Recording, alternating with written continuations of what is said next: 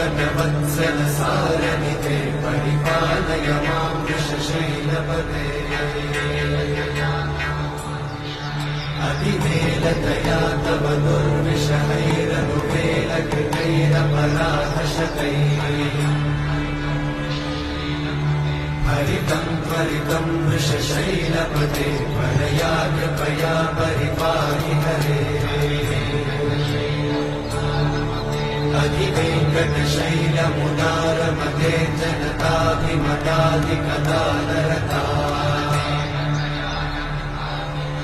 परदेवतया कलितान्निगमयि कमलादयिता न परं कलये कलवेणुरमावशगोपवधूशतकोटिवृतात्स्मरकोटिसमा प्रतिवल्लभिकाभिमतात् सुखदात् वसुदेवसुतां न परं कलये अभिरामगुणाकरता शरते जगदेकजगोद्धरधीरमते